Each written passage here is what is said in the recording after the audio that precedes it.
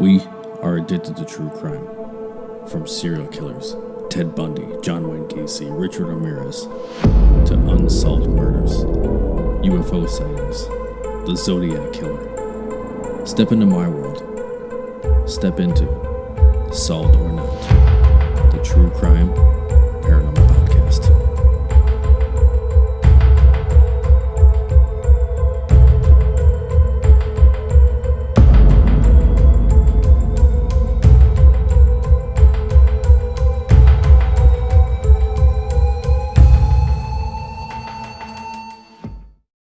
What is up, everybody? You are listening to Solved or Not, the True Crime Paranormal Podcast.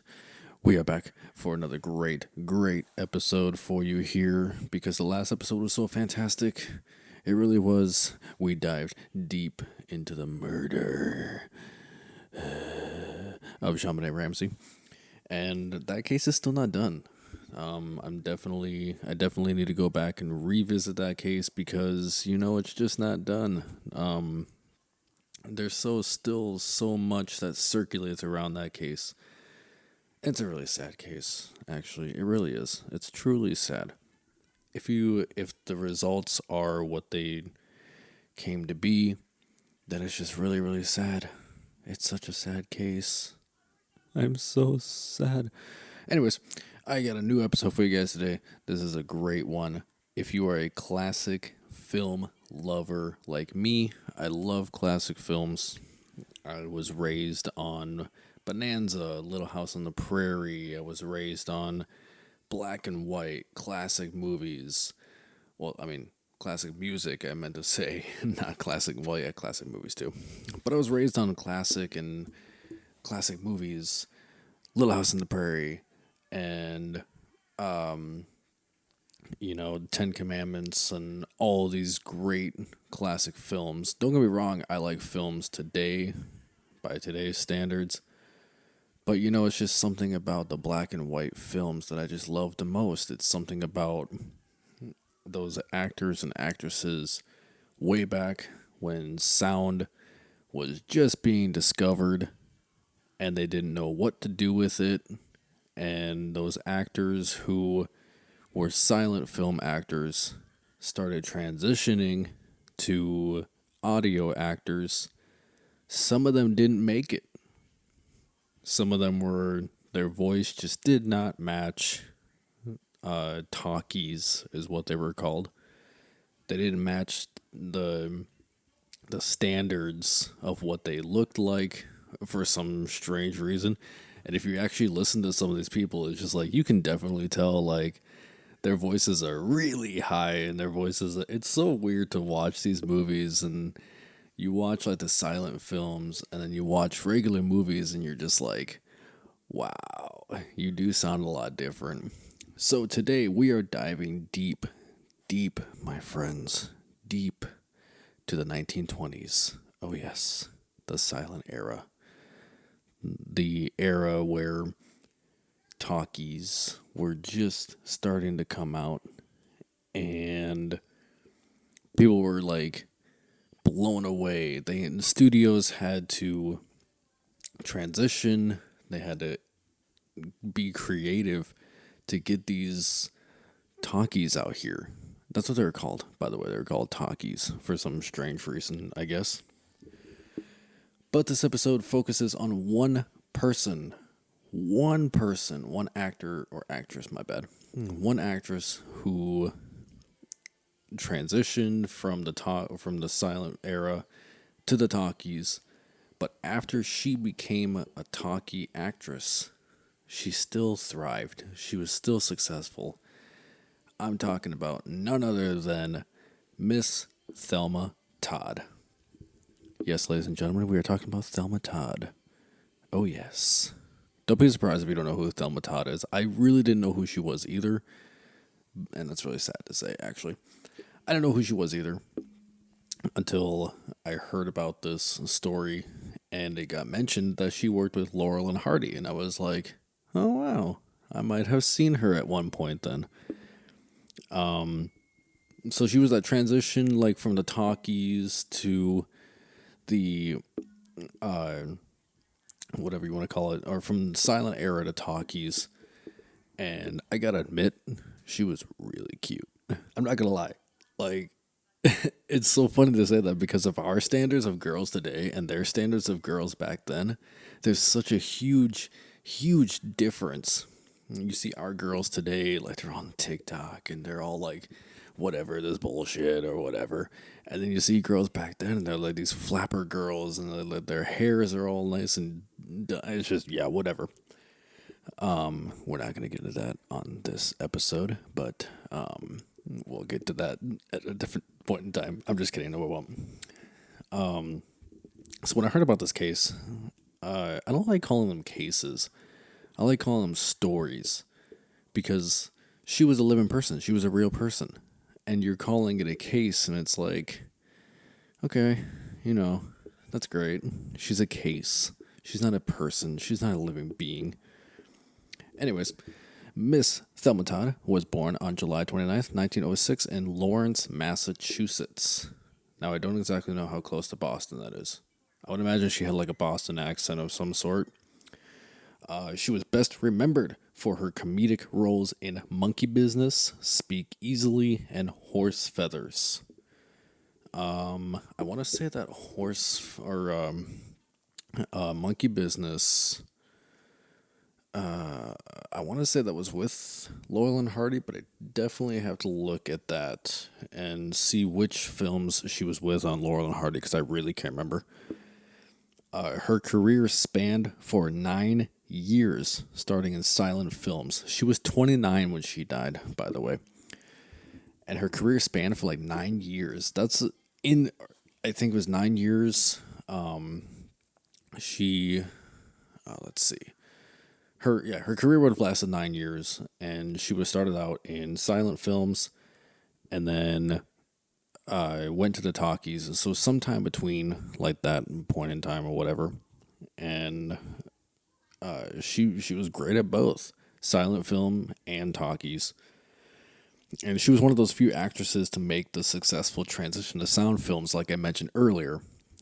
Not a lot of people went to sound films, and when they did, it just didn't sound right. It was like, no, you don't sound like you do.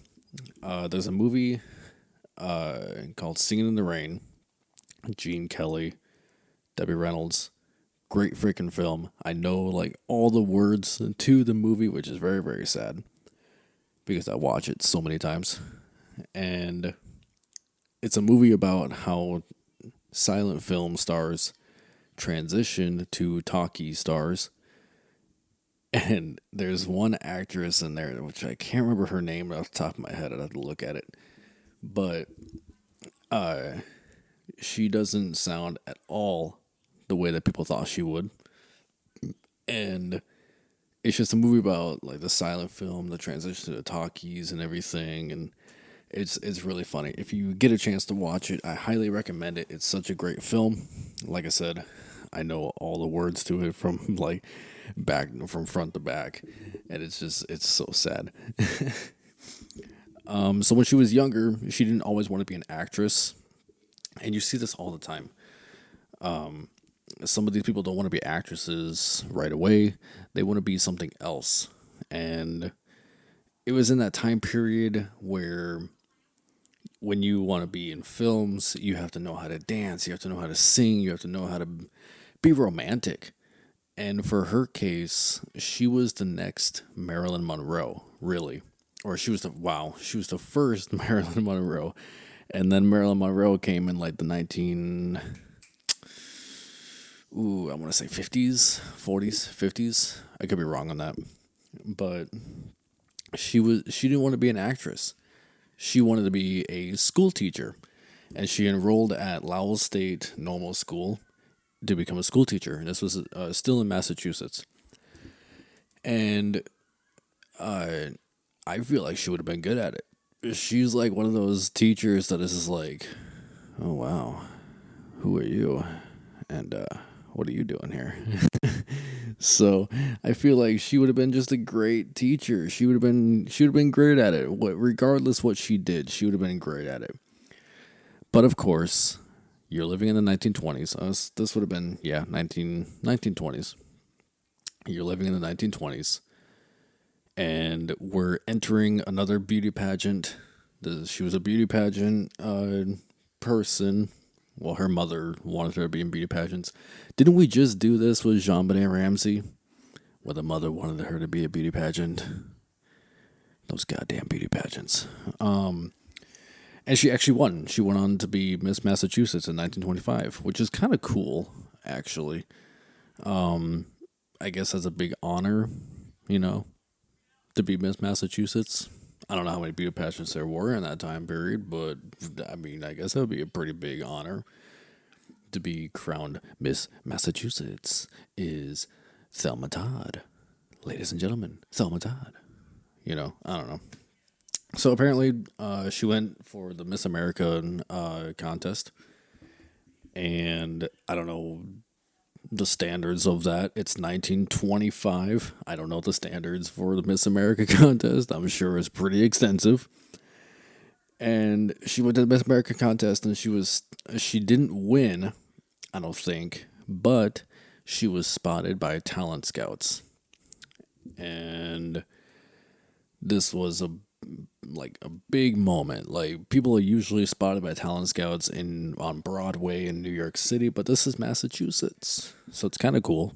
I don't know where Miss America was held. Actually, I could be wrong. I'm always wrong when it comes to this stuff. I'm just kidding. I don't know if Miss America was actually in Massachusetts or if it was like held somewhere else, like in New York City or something. But she was founded by a talent scout who was looking for somebody that that looked like her. I don't know, that didn't make any sense at all. She was looking for somebody that, or she or he was looking for somebody that like she looked like, that fit her persona, her image, whatever, for films and whatnot. And she started acting in 1931. So it's kind of cool. Well, she was in 14 movies by 1931, but she was like in short films. So this is still before like talkies came out. This was still like the silent era and everything. And so she started doing like 14 movies. She would do short films called shorts, is what they were known as. And she was just so great. I've seen some of her work. She was just absolutely fantastic. And it's really weird to say because, like I said, it's 2022. We have all of this like movies that come out like big blockbusters. Like, oh my gosh, it's so amazing. Stuff blows up and everything. But that was a more simpler time. If you really think about it, their special effects are only what they could do. What the only resources they had. If you watch any Laurel and Hardy film, or Charlie Chaplin film, or the Three Stooges, they've had injuries on their movies too, which is actually kind of sad and kind of funny at the same time. I guess it adds that element of you feel sorry for them, but you also want to laugh at them too. So, she did her own, like they all did their own special effects, and if somebody was racing a car, they would get run over by a train or something. That was them. That was them doing it. Like they only had their resources of what they could do, and it's actually really cool if you think about it. But nowadays we have like stunt doubles and everything. They didn't have those back then. Well, they did, but they weren't. You couldn't really tell, and you couldn't really tell or anything because they did their own shit. They did their own stunts and everything, which is kind of cool. No, I don't have COVID. My throat just really is all kind of fucked up. So she loved doing comedy films. She did comedy shorts. She did comedy silent films, but she also wanted to do more dramatic roles.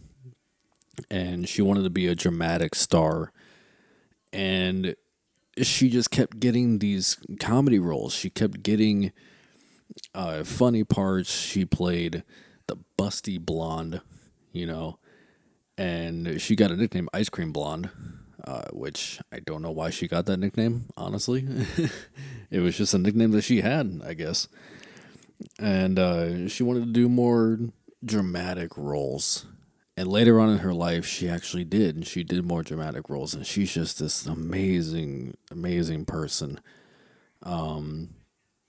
I I don't remember which film it was, but she was just like more dramatic. Her eyes are just I'm losing my shit over here. She was like the first Marilyn Monroe. I'm telling you, she was that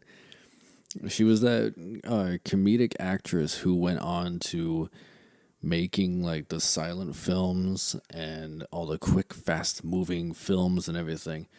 And then she just like transitioned to this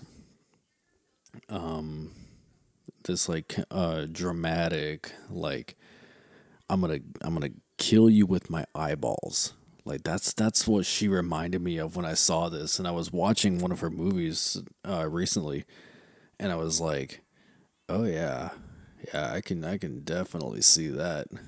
Like I can see how she would go to like those dramatic roles and everything. She kind of looks like oh my gosh, Carol Lombard in a way. She kind of looks like Carol Lombard. So those two are really strikingly similar. And we should actually do an episode on Carol Lombard. I totally forgot about that. But those two are like really strikingly similar, and I was like, "Oh yeah, yeah, we're gonna get nasty over here." I'm just kidding. We're gonna get just nasty. But she was that kind of person who was really tough. Like she was a tough bitch. There was one scene in the movie that she was doing, and I God forbid I can't remember the name of these freaking movies. But there was a scene that she was doing with another girl. They were at a party, and I watched this recently too. They were at a party, and I guess the two characters didn't like each other, and it drove audiences mad because they freaking loved this scene. But the two characters didn't like each other, and they ended up fighting. And there's hair pulling, there's like punches and everything. And she was a person that was known to take a punch as long as the person knew how to throw one. Now think about that. She could take a punch if the person knew how to throw one. And I was like, damn, like that's a tough bitch. Like if some like you know how to throw a punch, she can take it if you know how to throw it. And I was like, wow, that is one tough bitch. Tough bitch. She started her own cafe called Thelma Todd's Sidewalk Cafe, which I think is still around to this day. But the name of the restaurant and like whatever is residing in that restaurant is not there anymore. But the building is still there. And I think her house is still there too. I'd have to look that up. I was going to look that up on Google Earth actually. And oh, excuse me, that's gonna be the podcast now.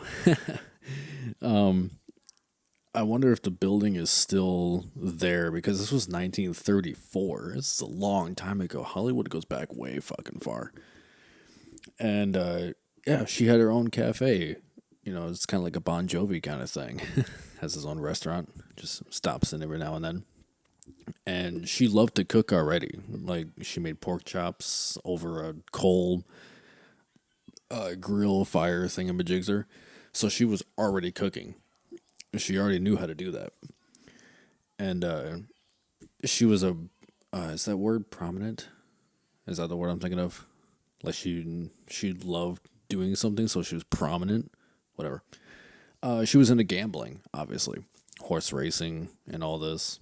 I don't understand what horse racing was so amazing in the 1920s, 30s. Everybody loved horse races. I guess that was the only thing you can play before Las Vegas came around or something. Everybody betted on horse races. And I could never bet on horse races. I'm not about to bet on a horse to bet. Tibbet? I'm not about to bet on a horse. I don't know where I was going with that. So because of her gambling and everything, she had a very, very wide party style. She loved to party, and I say loved to party. I feel like I know her. I feel like when I read these cases, oh, there it goes again. When I read these stories, these people, you get a connection. You feel like you know these people. Like I know you personally. Like I read your story, I know you personally. Like, wow. And that's what I was getting about this, and I was just like, because I have that connection with.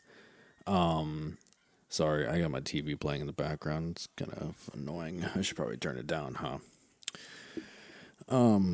When you read these kind of stories and everything, you get that personal connection to these people. Like you watch their movies, and it's like they're still alive or something, but they're not. Like they were alive back in like the 1930s and like 1950s and everything, and it still feels like they're still alive. It feels like they're still here. And you just know her personally, but you don't because we live in 2022. She was alive in 1936. Or, sorry, wow, 1934. She died in 1935. My bad. We'll get that in just a second. But it's just like so crazy. You get that personal connection with these people, and you never met them before in your life. And it's the same with like Freddie Mercury. Any Queen fans out there? Hell yeah. Same with Freddie Mercury. Like when you watch Bohemian Rhapsody, you watch Live Aid and everything, and you get emotional. You start crying because you feel that emotional attachment to that person, and you never met that person before in your life. That person, you weren't alive when that person was alive, and you just get that personal like attachment to them, and it's like you just get emotional. So when I saw her picture of her body being found and everything, you get sad. You get really like emotional, and I didn't cry or anything, but you just get emotional. Like there's a picture. Okay, if you guys don't know what I'm talking about, there's a picture of Thelma when her body was found, and she's kind of like slumped over. Her arm is underneath her. I kind of like turned my head to like look at her, and I was like, that's so sad. Like it is really, really sad. But let's break down the possibility of suspects. Or actually, let's talk about how she was found first. I guess the suspects I kind of jumped the gun a little bit. So, we did a background of her and everything just to get an idea of who we're dealing with, to get an idea of Thelma Todd. She was really pretty, by the way. If you look at pictures of her, she does look like Marilyn Monroe, but not really. Marilyn Monroe really did have that romancy, like I want you kind of romancy kind of way. Thelma Todd really had that comedic kind of sense, but she did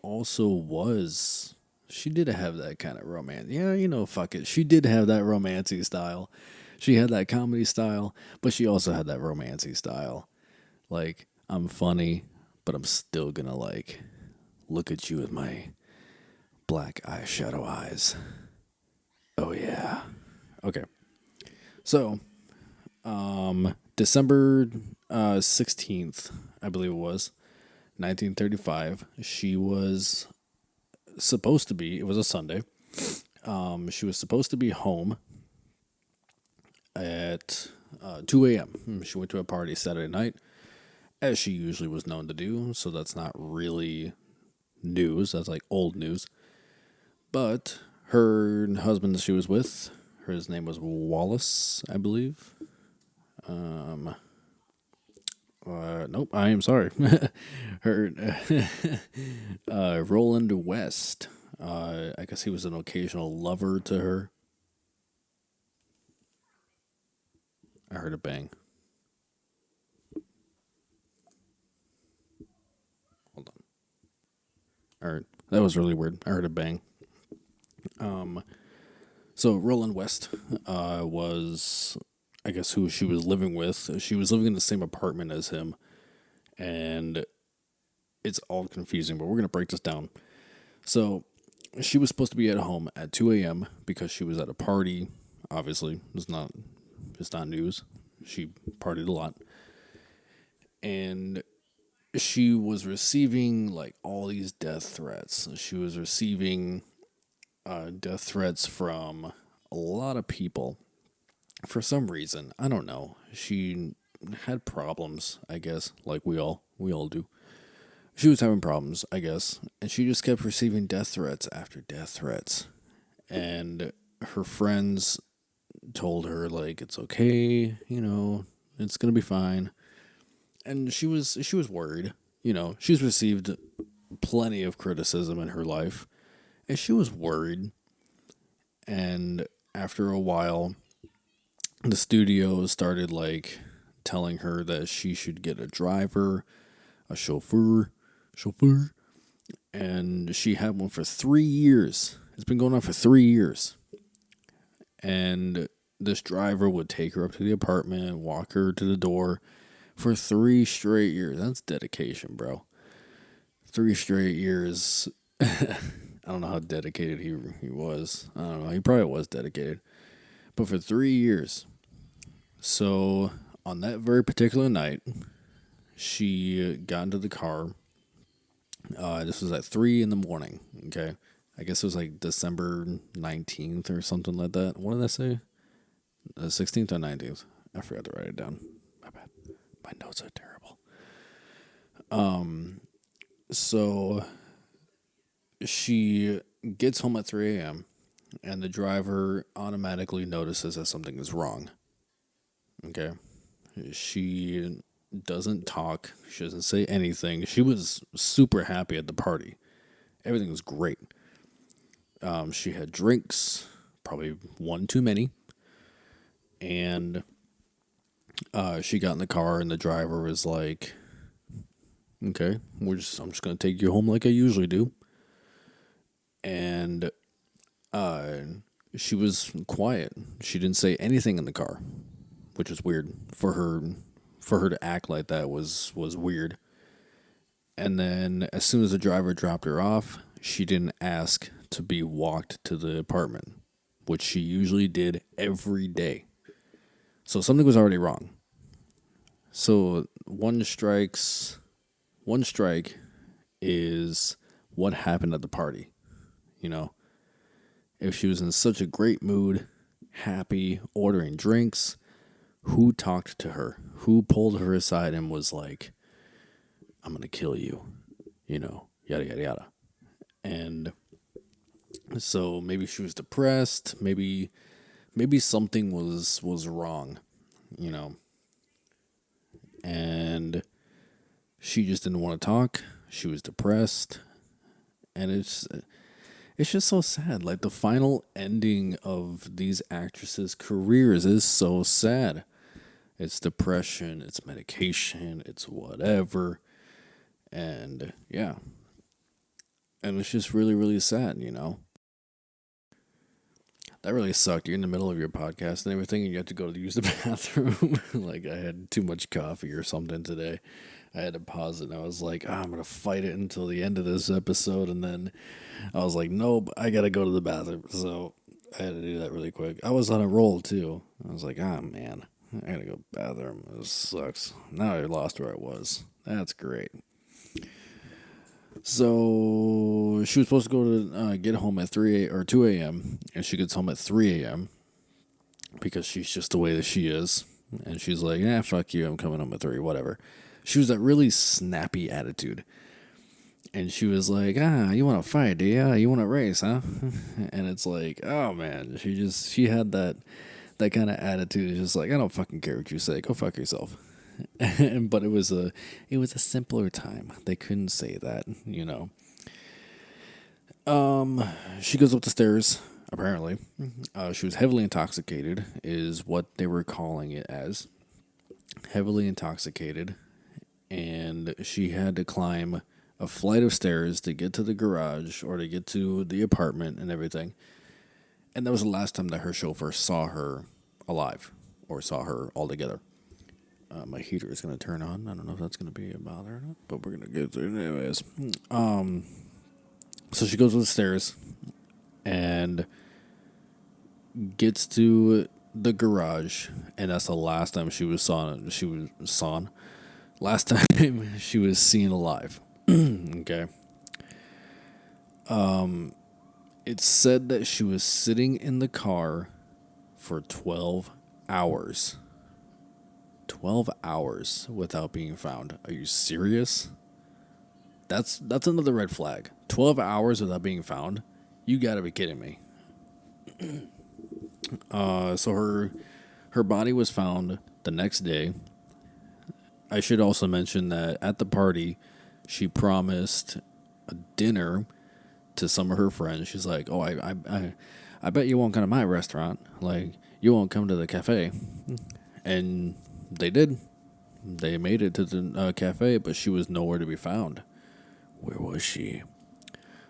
She was found by her maid, whose job it was to get her car out of the garage, put the maid's car in the garage, get her ready, and she was supposed to go to the studios and all of this. But her maid has not seen her yet. So her maid comes up, does her daily routine, getting the car out of the garage, getting her car in the garage, doing all that, blah, blah, blah. Sounds like a hassle, doesn't it? Like, can't you get your own car out of the damn garage? I know she was a maid. I know she was working for her. But, still, it just seems like a freaking hassle. And so she opens the garage, and she sees the car sitting there, obviously. She goes in the passenger seat, and she sees something laying there. She looks over, and it's Thelma, laying on the driver's side. Her instant reaction is, no, she's not dead. That wasn't her instant reaction. That wouldn't be anybody's instant reaction. Her instant reaction was, okay, maybe she's asleep. Maybe I shouldn't bother her. It's my job to bother her. So I guess I gotta go wake her up and see if I can go get her up, because she's probably drunk, because it was Saturday night. So she goes to the driver's side, opens the driver's side, and Thelma just falls to her side. And she was unresponsive. She had blood, what do they call it? Coagulated blood on her face. Unresponsive. And the maid freaks out. So she leaves her there. Just like, okay, I'm not going to tamper with evidence. Fuck it. Leaves her there. Runs down to the cafe and tells anybody she can that Thelma's dead. she's gone. She's dead.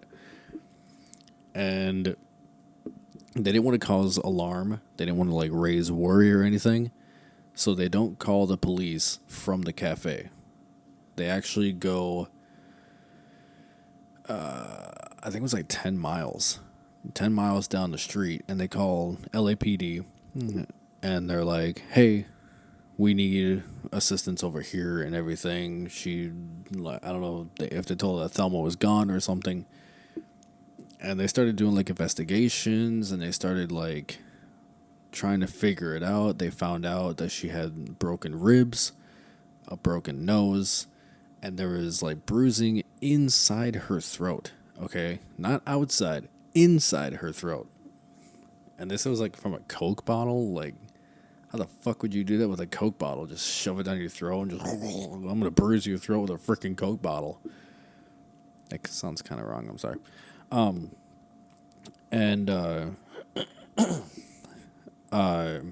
So they ruled it out as carbon monoxide poisoning when they did the autopsy and everything. But the thing about it is, she had a massive interest in cars. So she would know automatically that when you run a car all night long and you're sitting in the car, that you would get carbon monoxide poisoning. Okay. Even if you're intoxicated, I'm sure you would still know that. Or maybe you wouldn't. I don't know. And it just raises another question is how would she not know that? So the other thing to think about is broken ribs, broken nose. Okay? If you're going to slump over and die, you're not going to break your ribs. You probably break your nose, like if you hit the steering wheel, that's a given. But why would you break your ribs? One thing to think about is she actually broke her ribs before. I don't remember what the incident was, but she broke her ribs in 1925, I think it was. So this has been like 10 years before she died. And she broke her ribs in some sort of incident. I think it was like a horse incident. Again, with the horses. It's goddamn horses. I think it was a horse incident. I think she broke her ribs. But I saw a comment somewhere on YouTube, and I thought this was very, very interesting. Is she's intoxicated. She's climbing up, 270 stairs. Falls down, breaks her ribs, breaks her nose, gets back up, and then walks to the car, turns it on, leaves it on all night because she's intoxicated, and ends up getting into carbon monoxide poisoning. And that really, really made sense to me. And I was like, yeah, I didn't even freaking think about that. I was like, if she did fall down the stairs, and they're like stone stairs, yeah, you're going to break some ribs easily. And I was like, yeah, that makes total perfect sense.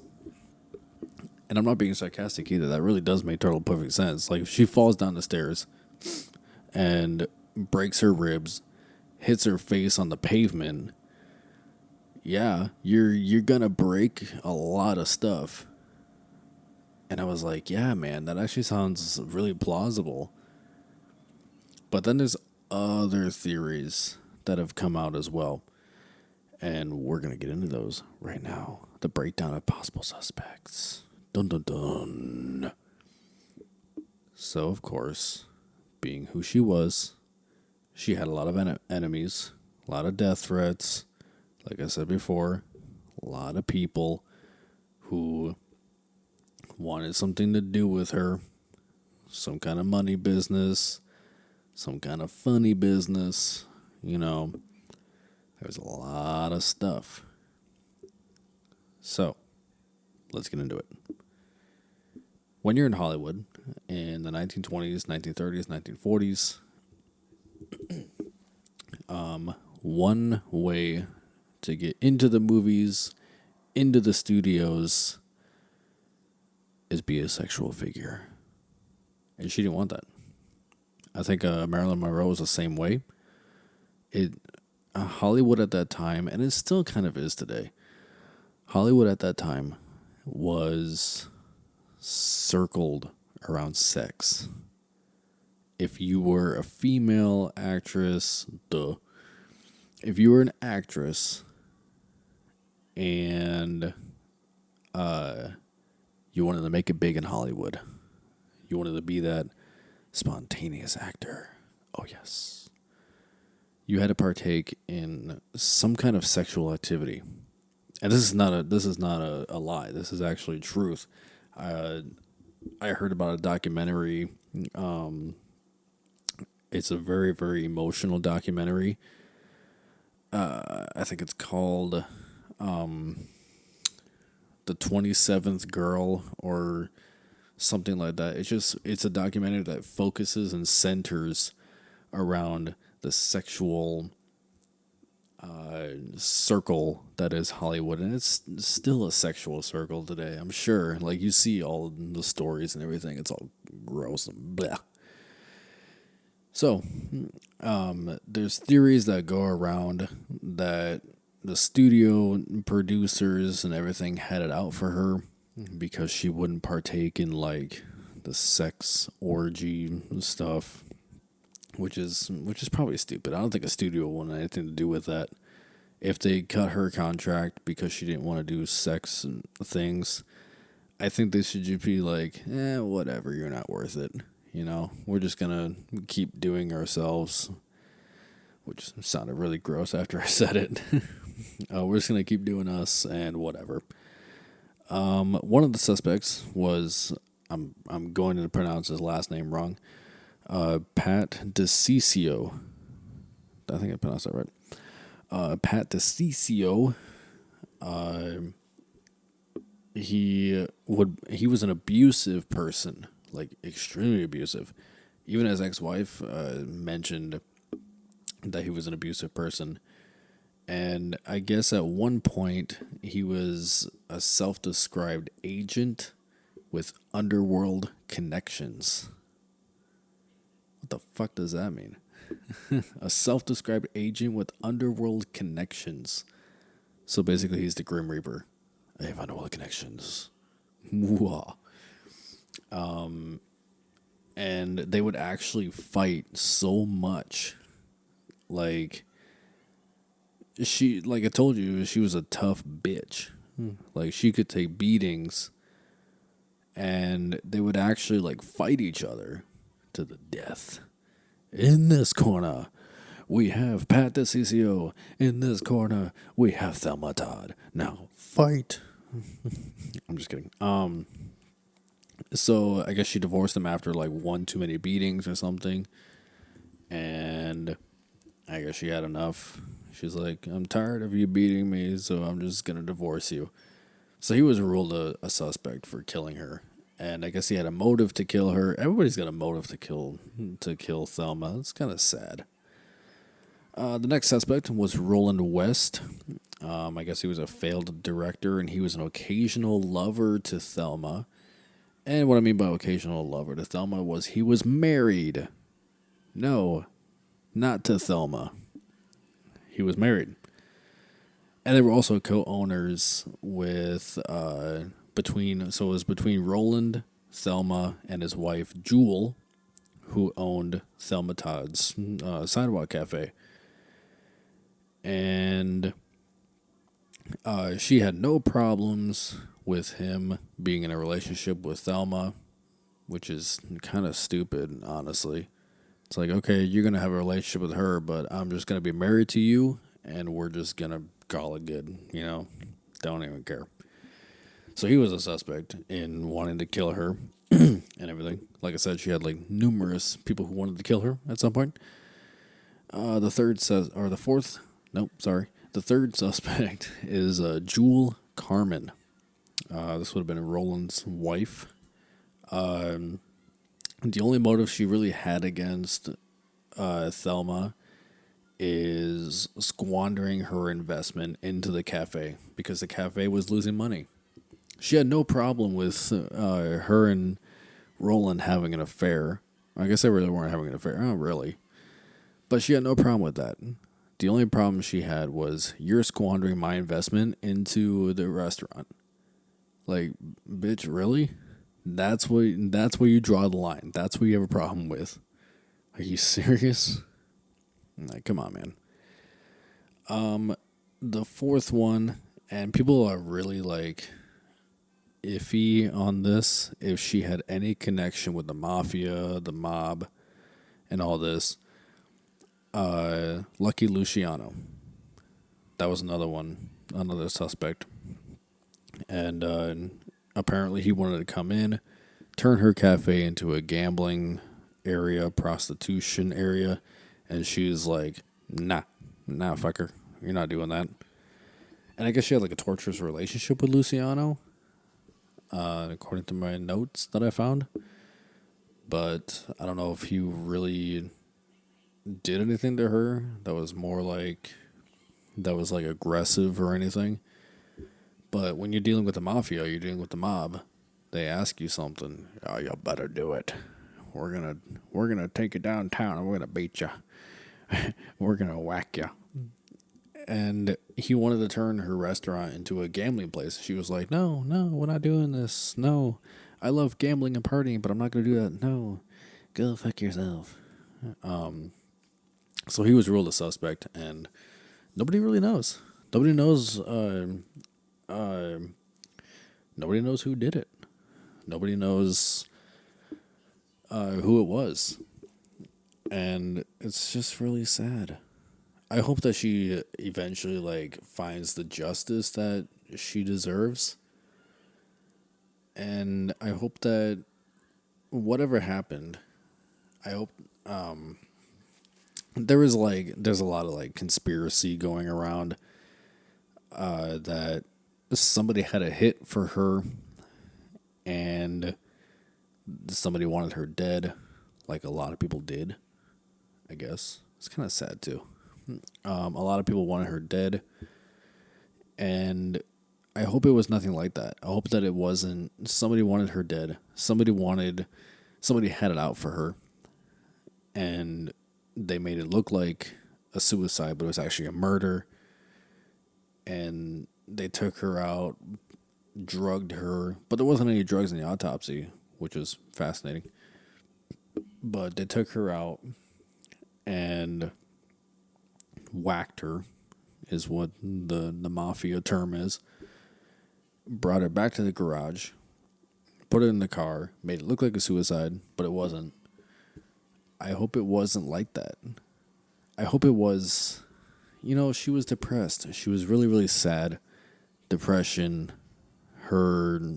She knew her career was going to come to an end eventually. And she was just really upset. And this was a really hard case too. It was kind of sad because, like I said, you listen to these cases and you really you get attached to these people. You watch their films, you get attached to these people. And it's just really sad to think about. So I hope that it was a suicide, and I hope that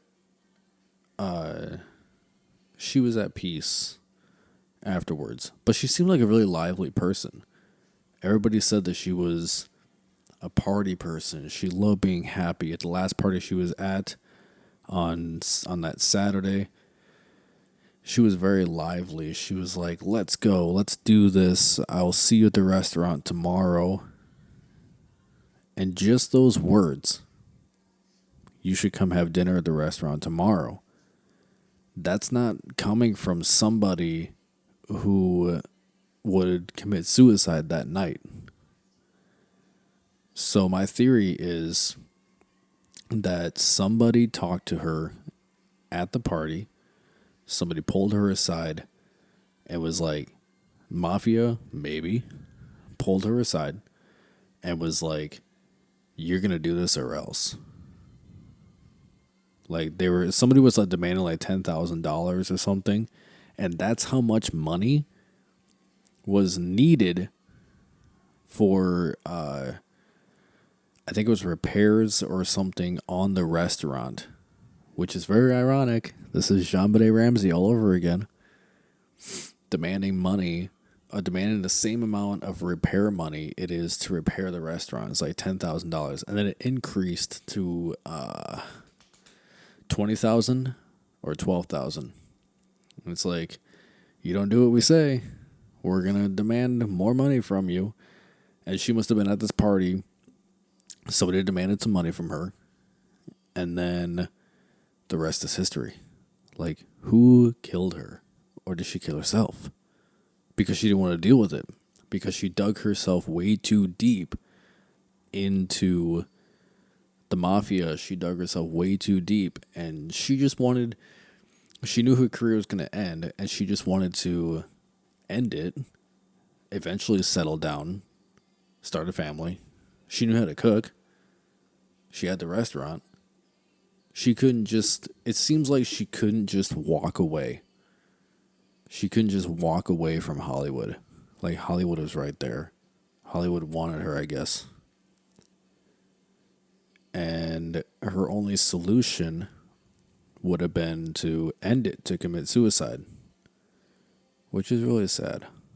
I hope that she eventually found peace on that. And I mean that personally, I really do. I hope that she got where she needed to be and she's fine in the end. So I'm going to leave it at that. I think that she dug herself too deep. She couldn't handle it.